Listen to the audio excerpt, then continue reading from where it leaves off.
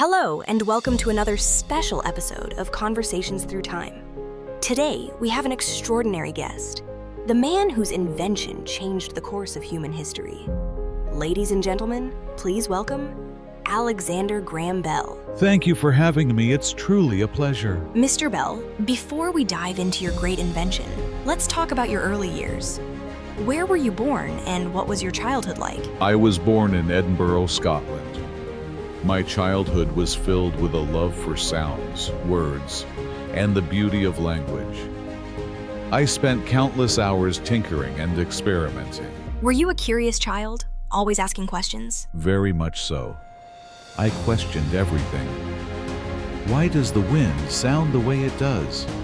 How do birds sing? I must have driven my parents mad. I'm sure they were proud, and your mother's influence was very strong, right? Indeed. She was a brilliant woman, even though she lost her hearing. She taught me that communication is about more than just spoken words. At what moment did you realize that you wanted to invent something important? I think it wasn't a single moment. It was a series of small inspirations and frustrations. I wanted to find a way for the deaf to hear and communicate. That's powerful, but it wasn't an easy path, was it? Not at all. Money was tight. Time was limited. Many considered my ideas foolish fantasies. How did you deal with doubt from yourself and from others? With stubbornness and hope, and remembering why I started. Today, people often give up after the first failure. What would you say to them? Failure is not the opposite of success. It's a part of success. All right, let's get to that historic invention. Can you walk us through the moment when it finally worked? Of course. It was March 10th, 1876. I spilled acid on myself in the lab. In pain, I called out to Watson, my assistant. Mr. Watson, come here, I want to see you. The first phone call in history? Because of spilled acid. Yes, history often hides strange stories behind great moments. What did you feel when you realized your voice had traveled through the wire? Shock, relief, joy, and immediately 1,000 questions raced through my mind. How far can it travel? What else can it do? At the time, did you have any idea how big it would become? I dreamed it would be important, but I never imagined the world would become so connected. It was beyond imagination.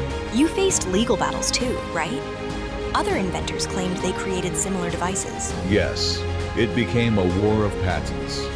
It was exhausting, but I knew the truth. Invention comes from heart and perseverance, not from mere competition. Did it ever discourage you? Sometimes, but in the end, I focused on moving forward. One invention alone is never enough. We must keep improving, keep innovating. You weren't just an inventor of the telephone. You worked with the deaf. You experimented with flight, even hydrofoils. That's true.